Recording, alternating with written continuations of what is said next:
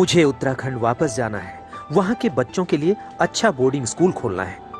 यही सपना था जनरल बिपिन रावत का, जो हमेशा के लिए अधूरा रह गया।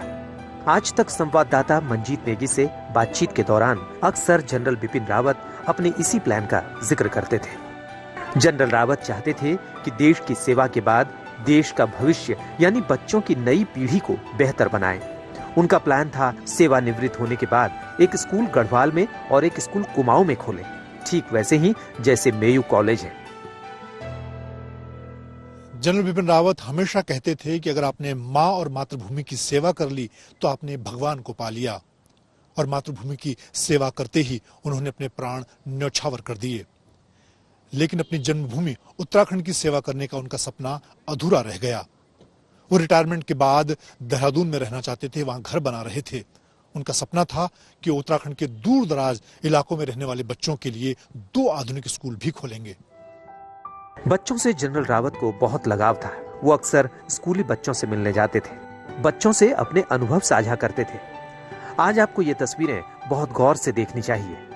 ये साल 2017 की तस्वीरें हैं। General Bipin Rawat school dress पहनकर स्कूल पहुंचे थे। ये वही कैम्ब्रियन हॉल स्कूल है जहां उनकी प्रारंभिक पढ़ाई हुई थी, यानी जब अपने स्कूल गए तो उसी स्कूल ड्रेस में। जनरल रावत बच्चों के लिए बेहतरीन स्कूल खोलना चाहते थे, लेकिन अब ये सपना कभी पूरा नहीं होगा।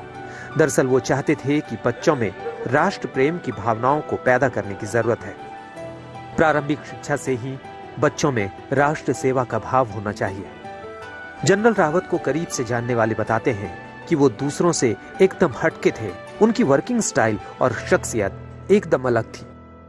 उनको देखकर हम सबको अपने परिवार में एक बहुत बड़ा मोटिवेशन हुआ, और हम सब ने भी फौज ज्वाइन करी उनको देखकर।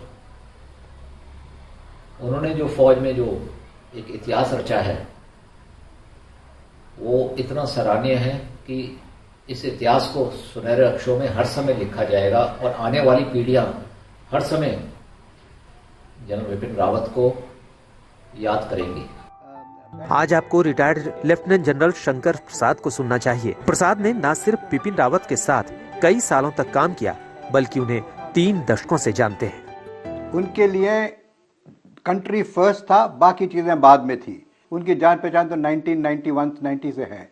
देखिए, उनके साथ सबसे बड़ी खूबी ये थी कि वो सबकी बात सुनने को तैयार थे, चाहे रिटायर्ड हो, चाहे सर्विंग हो, चाहे सीनियर हो, चाहे जूनियर हो। और उसके बाद अगर वो जो व्यक्ति उनको कोई सजेशन दे रहा है तो उसको वो कहते थे, जी आपका सजेशन बड़ा अच्छा, हम इसको मुकम्मल करेंगे, इसको अप्लाई करेंगे। और अगर उनको बात सही नहीं लगती थी तो वो सफ़ा कह देते थे कि भाई ये बात ठीक नहीं है, मेरे इसके ये रीजंस हैं। और रीज़न करके उनकी रीजनिंग पावर इतनी अच्छी थी कि वो इतनी तसल्ली से, इतने अच्छे तरीके से समझा देते थे कि देखिए जो आप कह रहे हैं वो ठीक नहीं है, जो हम कर रहे हैं वो ठीक है, और मैं इस मारे ये कर रहा हूँ।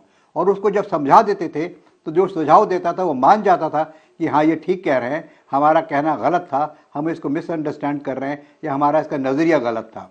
और दूसरी बात उनकी बड़ी भारी ये थी कि हर दफ़ा जब बात करते थे किसी से तो एक किस्म से मुस्कुरा कर बात करते थे, always a smile on his face.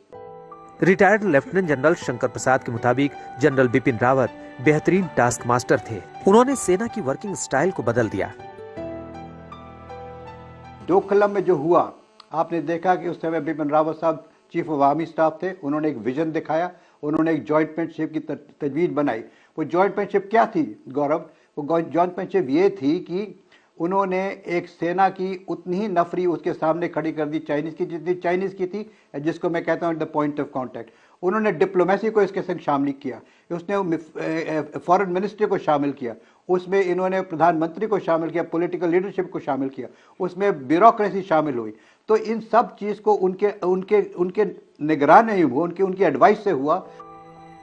सेना में लंबा वक्त गुजार चुके कर्नल संदीप के पास भी जनरल को लेकर कई स्मृतियां हैं।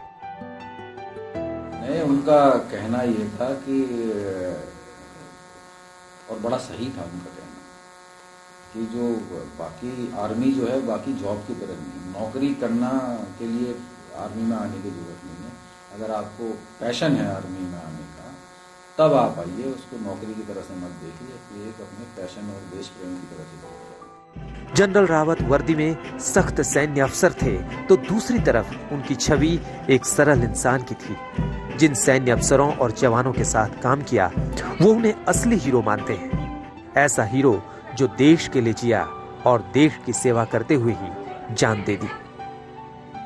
जनरल बिपिन रावत सेनाओं के प्रति कितने समर्पित थे, इस बात का अंदाजा उनकी इस बात से लगाया जा सकता है कि वो कहते थे कि सेना में काम करना कोई नौकरी नहीं है, ये एक मिशन है। और इसीलिए सेनाओं को आधुनिक बनाने के लिए उन्होंने जो लकीर खींची उसे वक्त कभी नहीं मिटा सकता। उन्होंने सेनाओं में थिएटर कमांड और आधुनिक बनाने को लेकर जो मिशन शुरू किया और जिस तेजी के साथ उसे आगे बढ़ाया, दूसरे अधिकारियों के लिए उसे उसी तेजी के साथ आगे बढ़ाना आसान नहीं होगा। कैमरामैन संजीव के साथ मंजित नेगी, दिल्ली, आज तक।